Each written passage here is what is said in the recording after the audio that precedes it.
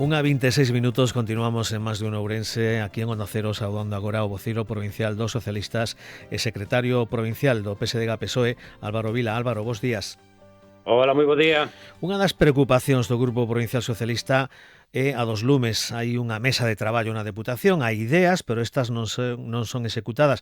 Vostedes levan a iniciativa neste eido. Que está pasando? Porque, de feito, xa tivemos o primeiro lume do ano en Muiños. Hai uns días, dende algunha organización ambientalista tamén denunciaban unha queima que se foi das mans na Limia. Como está esta situación? Que demanda o Partido Socialista? Bueno, pois a situación está exactamente igual que fai un ano. É dicir, antes da vaga de lumes, seguimos ca mesmas medidas por parte da Xunta de Galicia. Agora parece ser que incrementa un pouco máis o medio de extinción, pero seguimos en unhas medidas preventivas durante todo o inverno. Despois da vaga de lumes do mes de agosto, se fixeron manifestacións grandilocuentes de que se iba a fager un traballo nese senso. Incluso o presidente Rueda anunciou que iba a ser a Xunta a que asumise a limpieza das franxas secundarias, e agora nos encontramos que nada de nada. Seguimos sendo os concellos os que temos que preocuparnos desa limpieza das franxas secundarias. Non temos legislación que nos ampare, non temos legislación que nos ampare a actuar dentro dos núcleos, e a Xunta de Galicia non fixo ninguna medida preventiva durante todo o inverno. Entonces todo o fiamos outra vez aos medios de extinción, a que veña un verán máis ou menos cálido, máis ou menos intenso de calor, e se ven un lume normal, pois atallarémolo, ou conseguirase controlar, digamos, con poucas ou moitas hectáreas, pero se ven unha vaga de lumes como o ano pasado, vamos a estar exactamente igual de indefensos que estuvemos o ano pasado. E a mesa de lumes da Diputación, pois máis de lo mismo. Empezamos no mes de setembro do ano pasado, donde nos emplazamos todos os grupos políticos a facer unhas mesas para diagnosticar e ver as medidas que podíamos establecer tanto por parte da Diputación como por parte da Xunta de Galicia, e a día de hoxe todavía non temos as conclusións, nin, por suposto, ninguna medida implementada sobre esas conclusións que hemos chegado. Instan tamén vostedes a Deputación a que adopte unha posición diante da tramitación parlamentaria do anteproxecto de lei de Administración Local de Galicia, porque a norma afecta directamente ao modelo de financiamento dos concellos, as fusións municipais e o réxime especial de reto demográfico. Escoitamos o presidente da Deputación decir esta mesma semana que está en contra das, digamos, fusións obligadas. Claro, por iso queremos abrir un debate. Mais alá de que, vamos a ver, esta é unha norma anterior levaba en vixencia máis de 20 anos, agora a Xunta de Galicia leva 2 anos para facer este anteproxecto de lei e, sin embargo, só nos deu as institucións 15 días para facer as alegacións oportunas.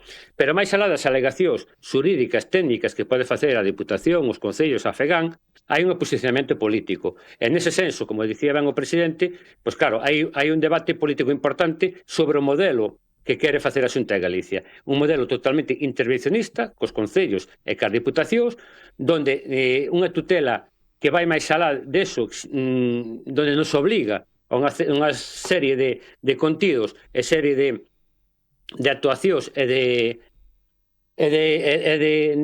digamos, de ter máis funcións os concellos, pero, sin embargo, non ven correspondida ca financiación correspondente. Unha vez máis, pedimos que se transfieren competencias aos concellos ou ás diputacións, esta ten que vir cunha memoria económica e que se financien os concellos. Unha vez máis, a Xunta de Galicia vai tarde, neste caso, entón por eso queremos abrir este debate na Diputación para posicionarnos políticamente como Diputación no debate que vai haber próximamente no Parlamento de Galicia.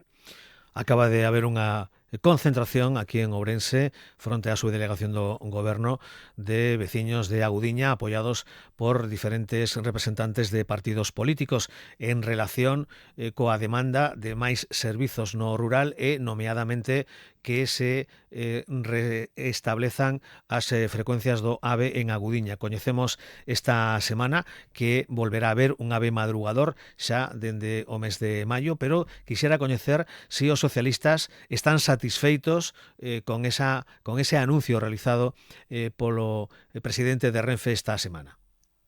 O Partido Socialista estuvo sempre a carón, digamos, tanto dos alcaldes como dos veciños como das plataformas na comarca nesta reivindicación que considerábamos xusta e lóxica para ter unha conexión ca capital con Vigo tamén a primeira hora da mañá e a última hora da tarde. Estuvemos na manifestación que se había feito na Gudiña e estábamos apoiando esta manifestación que se facía hoxe. E incluso estuvemos reunidos ca plataforma aproximadamente 3 semanas, donde nos trasladaron esa necesidade que se deu cumplida satisfacción o lunes cando veu o presidente de Renfe máis o delegado do goberno, donde esa reivindicación da plataforma, esa reivindicación dos alcaldes, esa reivindicación da veciñanza se daba cumplida forma ao ter un AVE a primeira hora da mañá, dúas frecuencias, mellor dito, máis que unha, dúas frecuencias a primeira da mañá e as mesmas frecuencias a última hora da tarde.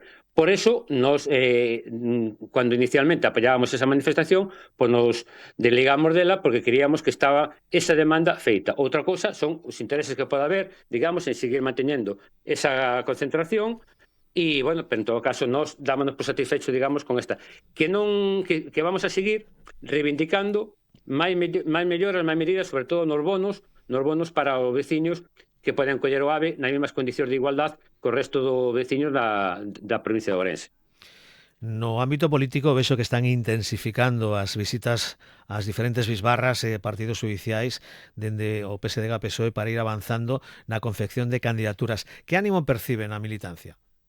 Ben, cada vez mellor, é dicir, non sei a segunda ronda que estamos de contacto cas comarcas, fixéramos unha a carón do Nadal, e vemos que cada vez hai máis xente que se achega ao noso proxecto político e cada vez hai máis inquedanza en participar no proxecto político do Partido Socialista.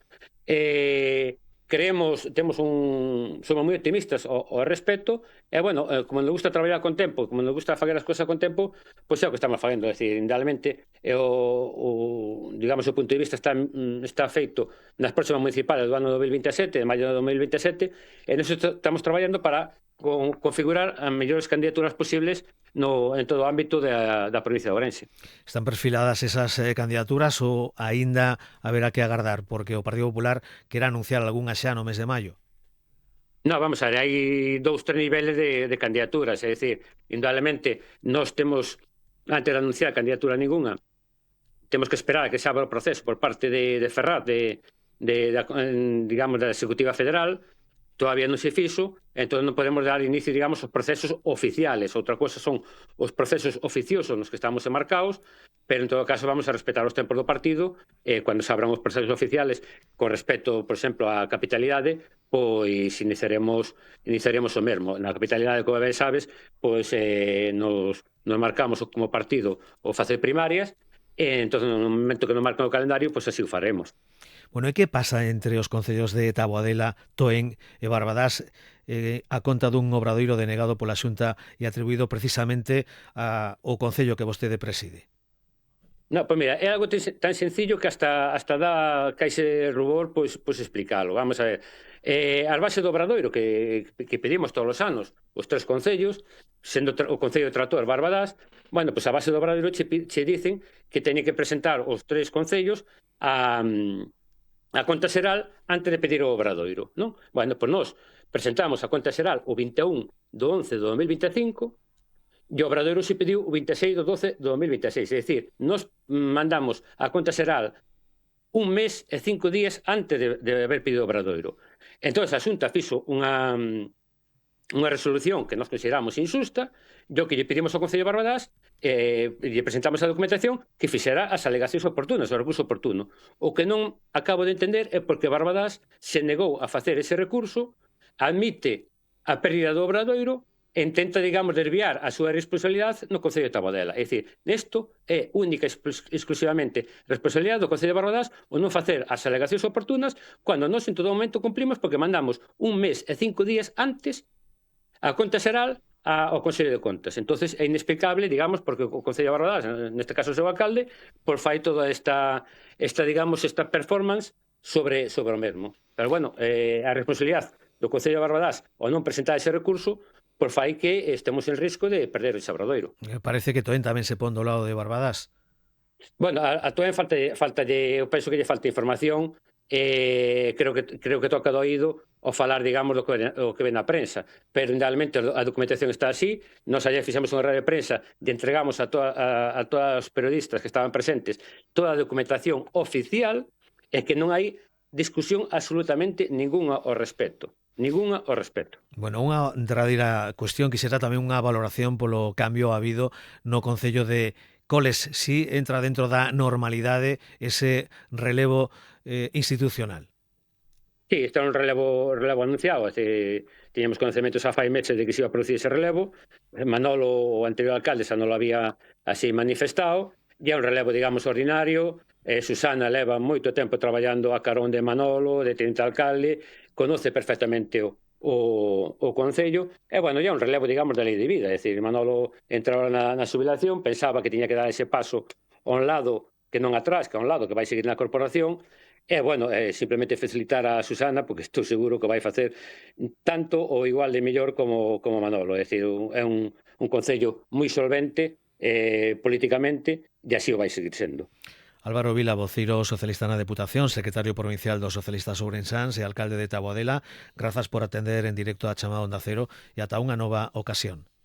Moitas gracias a vos, un saludo. 1:37 minutos, continuamos en Onda Cero, más de uno.